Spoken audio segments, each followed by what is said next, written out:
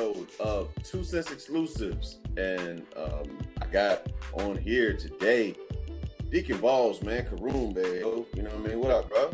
You know what I mean? What up, boss? Yeah, we here. Let's open up with this, man. Like, how you been dealing with the coronavirus?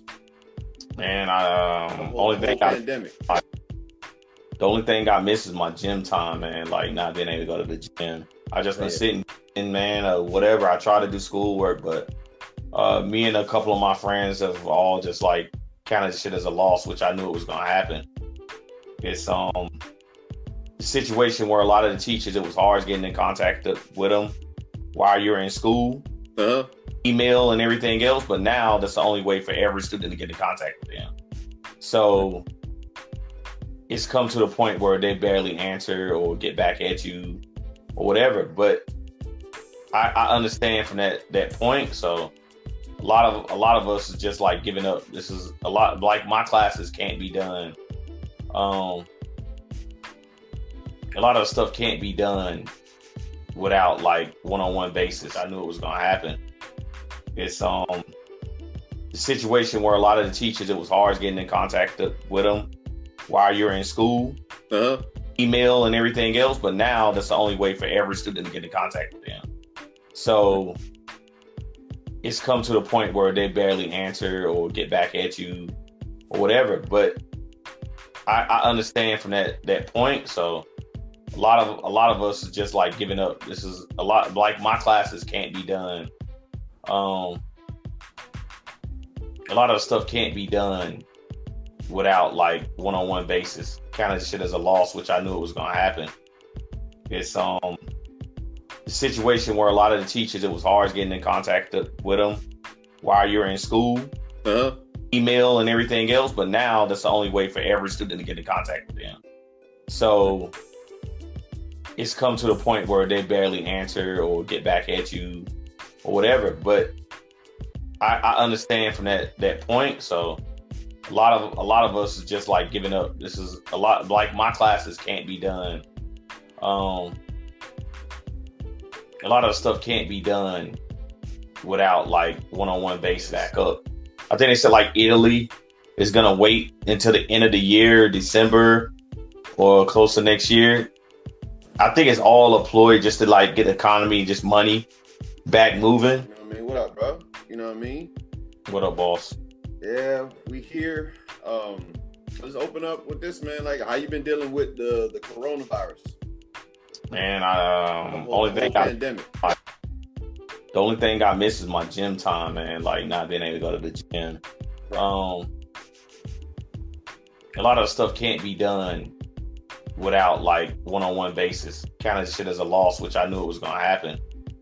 It's the situation where a lot of the teachers, it was hard getting in contact with them while you're in school, email and everything else. But now that's the only way for every student to get in contact with them. So it's come to the point where they barely answer or get back at you or whatever. But I understand from that point. So a lot of us is just like giving up. This is a lot like my classes can't be done. A lot of stuff can't be done without like one-on-one basis or whatever. Is based off money. The situation where a lot of the teachers, it was hard getting in contact with them while you're in school, email and everything else. But now that's the only way for every student to get in contact with them. So it's come to the point where they barely answer or get back at you or whatever. But I understand from that point. So a lot of us is just like giving up. This is a lot like my classes can't be done. A lot of stuff can't be done without like one-on-one basis. A higher standard, and you're making jokes about them not being able to cure this. There's people who've like died alone in hotel, and not hotel, but in the hospital, and you want to make a joke about it. Like, I don't see how that's a smart thing to do in a time like this. People look toward you to make sure things are okay. They want to hear words of wisdom and things like that. They don't want to hear a joke You know what I'm saying? Yeah. They people in the hospital right now, they don't want to hear a joke about ingesting like bleach and shit or disinfectant. Like, it's poor choice on his part, man. Very much so, but it is expected from Don Trizzy. You know what I mean? That's things that me and one of my friends had discussed. Shouts out to Bert. He should be over soon. But yeah, he said like at this point we shouldn't expect anything. He's more like, I don't think he's a defense of Trump, but he's more of like he's going into journalism. And that's one of the things that he's like, man, they twist a lot of stuff around, but he's like, we should expect this kind of stuff from him, man. That's all he's shown us since he's been in. So I don't know, man. It's crazy. Yeah, and then you have folks that defend the shit. You know what I mean? They defend that shit. That's the funny part, is you defending some shit that he was sarcastic about. You know what I mean? Like, he could. So how does that work? So it makes you wonder where your logic comes from. If he was joking about the shit and you're defending the you know what I'm saying, what he's talking about, then what does that mean? I don't know. I guess they think that people's families like dying and shit is a joke to them. Not being able, until they get it, just like they say, until something happens to you, that's when it affects you. Then really, that's when you care about it. Yeah, unfortunately, that's the way things have been rolling, man. But you know what I'm saying? Like, I'm sure during your downtime with this whole pandemic, you've been playing some music and stuff, yo. So, like, I know how you feel about old Griselda. You know what I'm saying? Griselda gang. You know what I mean? So, do you feel? Gunn had a new one drop. Yeah. Blue came out a couple of weeks ago. You got to hear it yet? I heard some of West Side's, and you and my brother got it, and I know it's good. I want it. I just haven't got around to getting it, and I also want to get Thundercats R&B stuff. So okay. So do you feel like Griselda is getting the shine they deserve yet? But nope. I mean, they getting it because a lot of the people in the industry respect them. But I think that has to do more with along the lines of who they associate with it. Yeah. So who you feel like is the strongest? Because they got Jay in their corner. They got like Eminem. You know what I'm saying? So I think that's more along the lines of. And of the group members, man, who do you feel like is the strongest out of that group that you feeling the most? It's hard. It's like saying that about the Wu-Tang to me. That's how I feel about it. It's like I can't do that. Right. So because I like all of the individuals in that group. So they that dope. And they that dope. They got a Wu-Tang reference. Wow. And they don't like that. They like to say that their own music, but it's that old New York. You know what I'm saying? Like New York gritty sound. That boom pap. Yeah, I don't want to say boom pap, but like stuff you would hear from Mobb Deep, Wu-Tang. Like it's from all their members, and it's all like they can rap. All these niggas can rap. Oh, you mean like that grind? That's almost like a grimy feel to it. Yeah, I like that grimy feel. I don't think they get enough from like people outside of music unless they real big music heads like what's the dude Jimmy Kimmel had on his show a couple of times when the group album What Would Chino Do came out. What Would Sheen Gun Do? But he had him up there when that came out for some stuff, and I don't know. To me, lyrically wise, the best style is I say the best style has to be Benny the Butcher. Lyrically, I like what's the boy? Damn it, the one with the messed up. I don't want to say messed up face. It's kind of fucked up to say. Trying to think of his name now, man. I keep thinking Machine Gun, but it's not. Conway the Machine. Yeah, I like Conway the Machine, like lyrically. And then for like, if I like Ghostface, like I'm a big Ghostface fan. So when you look at Ghostface, I like West Side Gun, which is the one you got, my brother. Yeah. He has a great selection. Like when it comes to like music and the way lyrics fit with his the way he raps and stuff. Yeah. It's just crazy the way he set it up. And he produces a lot of the stuff for the group. Him and there's another guy that's in that group was a producer they were talking about on Vlad. But like the way he fits music around each like person in the group is just crazy. Like a RZA would do. Like it's crazy to me, man.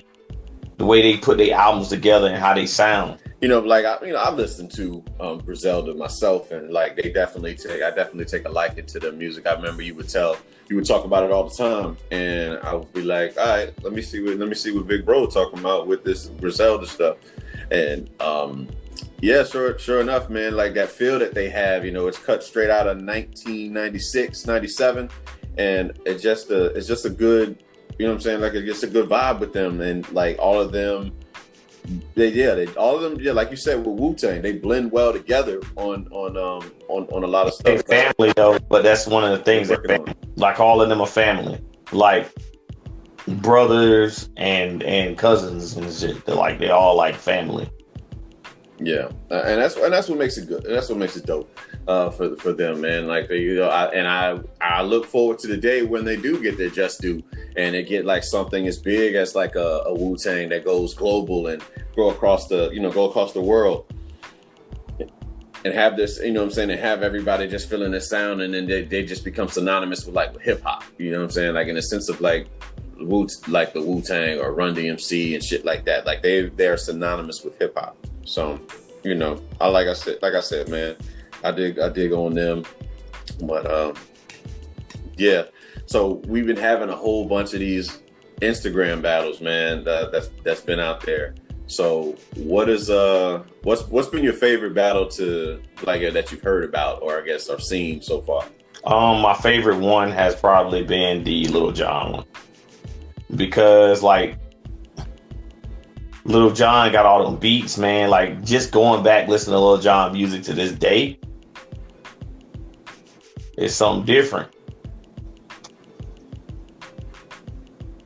Yeah.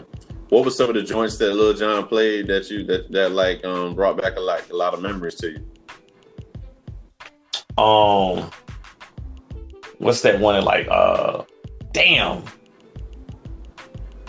I don't give a fuck.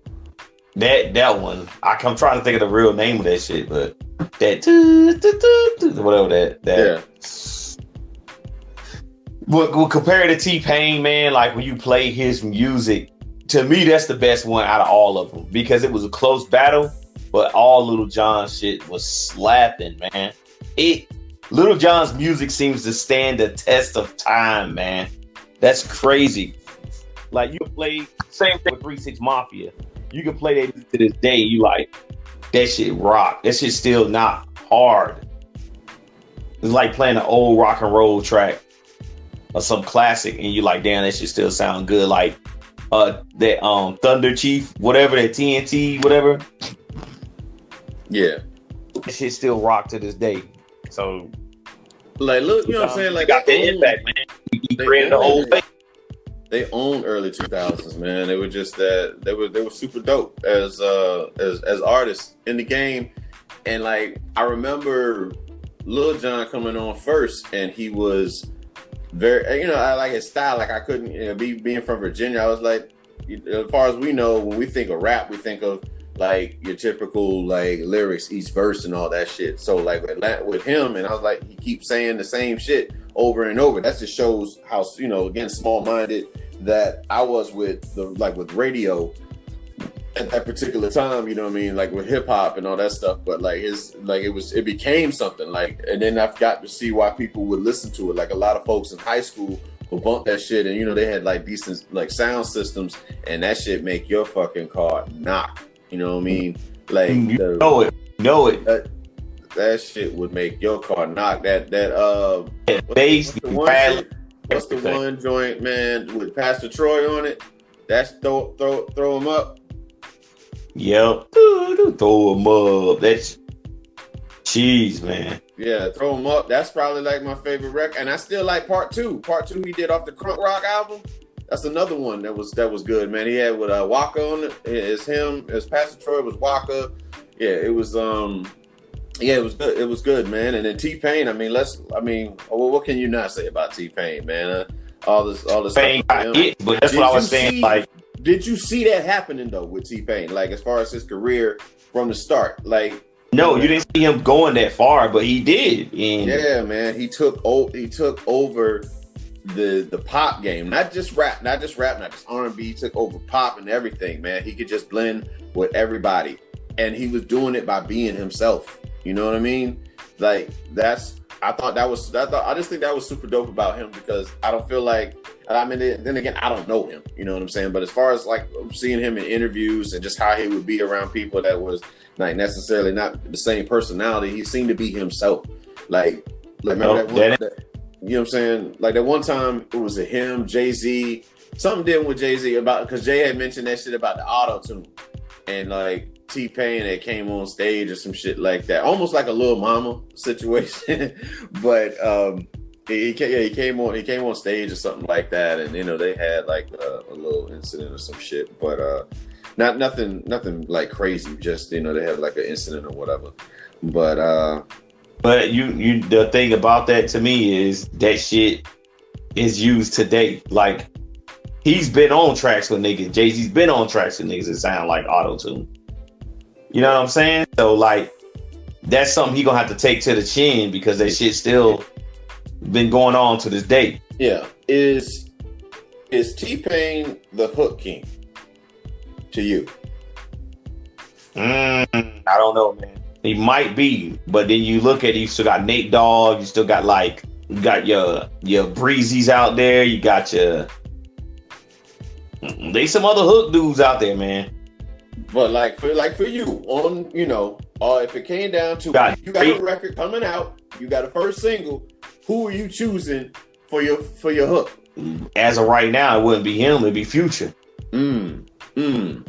So would you say Future is the hook king? Because you know how you feel about Future. I'm saying if I had to put somebody on my track, it'd be either Drake or Future. I really, because first of all, I don't have to worry about them niggas slaughtering me. You know what I'm saying, on my own song. Yeah. So that's a plus. Hold on, what you saying about Future then, man? What you saying about Future? You gotta worry about him slaughtering you on the track. You gotta worry about him. So that's what I just said. I ain't gotta worry about him putting me under, man. Like outlining me or some shit. Like I got this one. I ain't worried about it. So like I wish it was that he dusted me on my own shit. I'd be like, get the fuck out of here. You want la di da di da. I don't know what to, like I said, hey, you know, that's your guy, man. Like all in all, that's your guy. You know, I don't really I like that shit, but I'm just really like, I gotta worry about Future music. Well, I fuck with, like I said, I fuck with Mask Off, and that's enough for me, really. Honestly, he hit the jackpot. Future hit the jackpot with that record, because I promise you, I am one of those people, I don't get tired of hearing that record. It literally can play on repeat. That should be the damn sponsor for the coronavirus. Yes. Right now. Mask on, nigga. Mask off, exactly. nigga. That mask on. I just feel like the record is so infectious, man. Like between that and then, you know, my interpretation of what the chorus is saying on the record when they go lettuce and cheese. Like I just thought that shit was, you know, me and my family kept singing that shit when my cousin was getting married or whatever. That song was like really big at the time. So that's like what, March of 2017. Yeah, it was April 2017. It's just a big record, man. And I feel like if you played that in the club, that would get people, you know what I'm saying, like ride it up, rowdy and whatnot. So I guess I liked it. I like Future, man. And so let's see. So we talked about T-Pain and Lil Jon. So what about what do you think about this Teddy Riley shit? Teddy Riley fucking got background dancing. This motherfucker trying to throw a club in his damn. he doing Joe Jackson shit on Instagram Live, trying to have, you know, backup dancers, mad because Marlon don't got the dances right. Go on the street. I think he's trying to get people back to him, you know. Like he can still do that shit. Yeah. That's all that was. Yeah, ego. So ego. That's ego shit. But I don't know, man. Teddy, but I mean, this funny thing is like everybody had fun with the memes and shit like that. Teddy Riley looking back and like the music and shit was all fucked up, and you know everybody's having fun with it. But make no mistake, niggas didn't know how to use. They were talking about CDs and shit. Yeah, make no mistake, Teddy Riley is solidified in hip hop and R&B and even pop, thanks to Mike and all the joints he did with Mike and other artists. You know what I'm saying?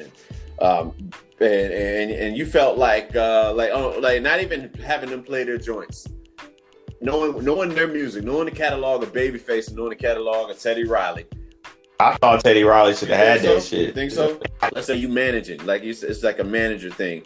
What 3 joints from Teddy Riley are you putting up against Babyface? I'm not really an R&B dude, so I'm gonna leave that out there. You know Teddy Riley music though, like I say, I know some of his music, like Rump Shaker. Rump Shaker. You can do guy shit like what's guy's one shit? Teddy's Jam or whatever. Do me, baby, tonight. But probably use that joint. But like the same thing I felt with Manny Fresh, he just chose bullshit ass songs. Yeah. And like he could have did better than that, man. Manny got shit out there, bro. And next up you got what 3-6 versus Bone Thugs, man. All right, so I said 3-6 gonna slaughter their ass. And what 3 records can do it alone? Because you a hip hop head. Sipping on some scissor. Fucking they could play Whoop That Trick and niggas gonna be going over that shit. Mm-hmm. Them motherfuckers can play fucking damn near anything Project Pat. I'm telling you, from like, you're gonna be like, oh yeah, that was a big song, but when you compare it to now and you think about who's gonna be up there, listen to that shit. Dope Boy Fresh, man. Dope Boy Fresh is one. It's gonna be. I really do. I think Dope Boy Fresh is probably one of their biggest And then like Drake redid Project Pat shit. You know what I'm saying? So are they going to like? Does it have to? Are the rules where they're staying just within 3-6 Mafia, or are they doing the entire crew? But 3-6 Mafia got tons of like. To me, 3-6 Mafia got tons of shit. Like it's so much music. If I go on my iPod and put in 3-6 Mafia, and I compare the songs between Bone Thugs, it's gonna be like one-sided. Yeah. I don't know when the last time I listened to like a Bone Thug song, bro. Yeah. And I know you listened to 3-6 Mafia recently. Of course, you know I listened to, but I mean that's just the time frame we came up in, you know. But that I put it like that genre of music is still pushing on today. I don't know what Bone Thugs would do. I mean, Bone Thugs got a lot of they got some upbeat shit. The only slow records that they really have is like Buddha Lovers. What else? As far as singles go, they got Buddha Lovers, Crossroads. So I probably wouldn't. I mean, that's what their biggest record, though. You know what I'm saying? That's hard to compete. That's the whole part.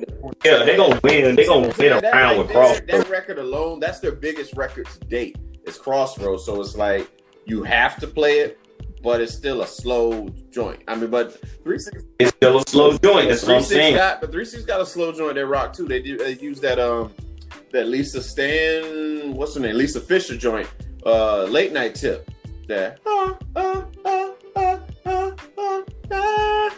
that shit. Like I like that. That's one joint I think that'll be entertaining. I mean, it'd be fun just to.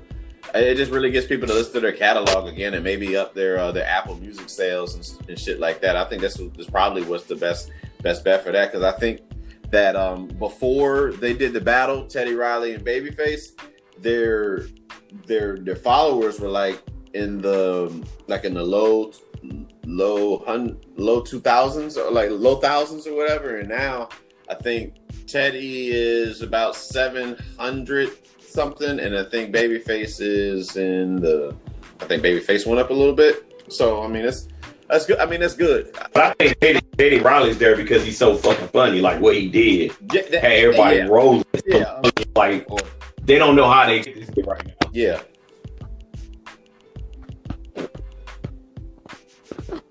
Yeah, I think that too, man. To say, stop messing with my stuff.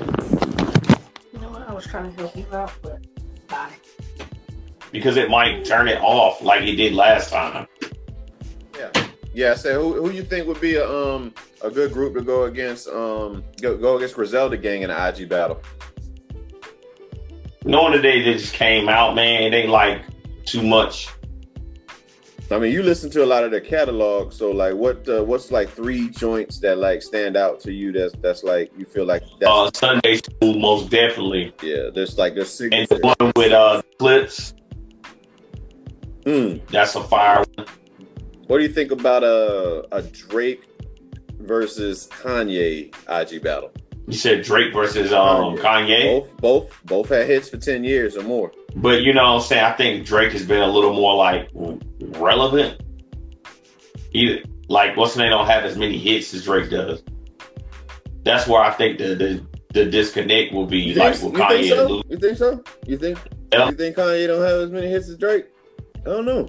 I think he put that angle. I don't know, man. I think that again, it's like I'm not gonna compare like a Jordan LeBron thing in the sense that we forget how dominant that Jordan was type thing, but like we forget that Kanye was charting them out though, man. Like as far as like whether it was production or whether it was performance wise, he was charting out hits. It's gonna be a bunch of young niggas up there, bro. And like, man, I hate to say it, but like Drake has been dominating summer after summer after summer, bro. Yeah. What he do? Yeah, that's 10 years straight. 10 years. Like, we got 10 years. Drake has been dominating the music. That's why I don't disagree. I just don't feel. I'm not saying that Kanye don't have as many. I'm not gonna say he don't have as many hits as Drake. You know what I'm saying? But I just don't think he got as biggest hits as Drake now compared to like the music that's just out right now. He's just been more, like you said, more relevant in a sense. Kanye's been out of that. I mean, what's the last Kanye album that you were just amazed by? You know which one I'm talking about. That My Dark Twisted Fantasy. But when you compare albums, I think, to me, because I bought more Kanye shit than anything, anybody could say that Kanye albums have been like his first couple of albums was just, shit is unstoppable. You can't. Diamonds Are Forever. Like, I think like his songs will be bigger. When you compare the songs, it's gonna make the difference. Like, you gotta do Diamonds Are Forever. You gotta do Workout. I wouldn't do Workout because Workout's more like Dead or Lose. But I don't know, man, because a lot of stuff is like, a lot of his bangers aren't really his commercial shit. It's the other songs on the album. You're gonna have to do All of the Lights. That's automatically gonna win. There's no fucking song that's gonna beat All of the Lights. I'm sorry. You could put whatever you want in his catalog against All the Lights gonna win. I mean, I can run them down. I mean, like as far as like Through the Wire probably win any round you put it in. Through the Wire is gonna win. Like they capture. I feel like Kanye music captures more of your emotion. These walks probably, it might lose a round depending on what Drake song you put up against. I just feel like I feel like Kanye it's been a while since we heard like that, you know what I'm saying, like his bread and butter, but he had them joints, man. Like I said, like between from producing for Rockefeller up until like he became an artist and just then producing for more people then on. Yeah, he got those records, man. I mean, hell, we was rocking too. That might give Jay the advantage because he is a producer. He can put up songs that he's produced, and it might be a wash if he does songs produced. It might be a fucking wash. You got to understand, he got Beyonce shit. He got fucking J shit he was bumping to. Like, if you start putting the shit produced, then you fucking Maroon 5 that shit he produced yesterday. Fucking his version he produced a song, but he just did the production over or whatever for this love. You know what I'm saying? That I like that one a lot, man. That's a great. That's scary shit. That's the scary shit. Cause I tried to watch the Wu-Tang versus and I watched it on like 90 that radio station and shit with Ambrose and all that. I was like, that motherfucker was giving DJ Premier rounds he shouldn't have fucking won. And I was like, I had to stop watching because I was getting irritated against fucking RZA. I was like, there ain't no fucking way, bro. How you feel about RZA? Like old ass songs that don't even sound that good. They're like, oh, he got that. I'm like, get the fuck out of here, bro. Did Enter the 36 Chambers get 5 mics? Was that out? Was the source out yet? I think it was, because I think the source was out with Liquid when GZA album came out. Liquid Swords. That's something up. You could probably look it up. Like I'm about to see. I think if not, they should have got it. Say Enter the 36 Chambers. What's an album for you that's like that you would consider what you would get 5 mics right now that you've heard in the last year? Yeah. In the last year? Shit, that's high praise for an album, bro. 5 mics to an album that I've heard in the last year. So I mean, it's gotta be probably Benny the Butcher shit, because it's lyrical, beat wise, fucking, but it ain't that long. That's the only thing what makes I can count against it. What makes an album 5 mics worthy? It's gotta be, to me, if an album getting 5 mics, I have to be able to go to it 4 or 5 years from now and still think that album is fucking like fire. It's gotta, like, I don't even think it, like, when you say it in a year, I don't think I can give an album 5 mics in a year. I don't understand that whole thing. It should be something that stands the test of time. Like, yeah, it might have to be like at least a 2-year wait limit before you start giving away albums in like 5 mics. You should go back, and that's a good idea for a segment. We go back, listen to albums from 2 years ago or 3 years ago, and see, does it still hold water to this day?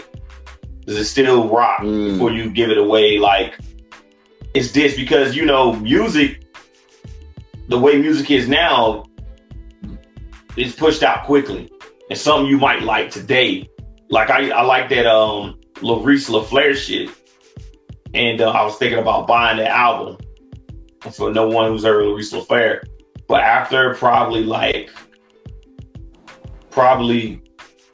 2 or 3 months, I was like, I don't see myself going back listening to it, and I'm kind of glad I didn't get the album. Now, for the time, it has some good songs that still sound playable, but I wouldn't like put all my money into that right now. The good thing about me listening to it, trying to music, I've never heard of Laurice LaFlair, but now he's on my radar, and now I go and look on like maybe YouTube or whatever to see what else he's put out, because the guy does make good music. I would have never known if I wouldn't have like tested that album out. What is it called? Final Fantasy. For those who have never heard it, but so I like it. It sounds good still, but I wouldn't like. I'm not seeing myself like a year from now going back playing. And Enter the Woo originally got 4.5 mics, and then was re-rated to 5 mics. And that's the way it should be. If you go back and listen to an album later on, that's when you should start giving away those like the mics. Because the album I might not like today, just like I was saying, like I bought Young Thug shit a while back, the new one. And there's songs on that album that I've never listened to or I didn't like, but now I fucking love the song. Just giving the damn album a higher praise than I gave it. I gave it a high praise the first time. So to me, I'm just like, Young Thug album is good. It came out last year, I think. But I'll say if I give it another 2 years, 3 years, and it still be rocking, yeah, I'm most definitely gonna give Young Thug his praise, because I haven't bought a Young Thug album. That was the first one I bought, and that thing rocked. That album go hard. But all right, bro, you know what I mean? That's pretty much all we got for for the first episode of 2 Cents Exclusives here with Croombe, man. Like I said, appreciate, you know what I'm saying, you being on, man, giving us your honest thoughts and how you feel about stuff. I'm sure on the later episodes that you appear on, you're gonna have more for us, man. But you got anything you wanna say before we close it out? It's more. I got something to like a lot of like Trump supporters, man. It's not that we want to blame him for shit. It's just the fact that like the way he goes about doing things, it throws a lot of people off, bro. Because like I said, there's a lot of shit that he's done that I actually agree with, like the whole making people who are on food stamps and all the rest of this, after a certain amount of time, they got to get a job. They just can't keep accumulating this shit and accumulating it. You know what I'm saying? Some of that stuff like that should have been done a long time ago. But a lot of Democrats are too scared to do it because they don't want to lose that basis, that they're looking out for the little man. The little man sometimes takes advantage of shit too. Yeah. All right. Well, you know what I'm saying? As always. I'm saying, like, a lot of them think we just don't like him because they're Republican. That's not the fact. I just don't like a lot of the shit that he does. And then, like, I feel like if you wouldn't say that to your mom or a family member that way, or somebody to their face, right, you shouldn't support that shit. Like, it's not about party versus party. It's about right and wrong. That's it. Right and wrong. Again, what do you know about politics? Like, I don't know more than the political classes so I have taken political classes. And I'm saying that's why, like, there's people who go to school for politics because of situations like that. Like, he didn't go to school for politics. A lot of people who are in presidential debates go to school for economics and political stuff.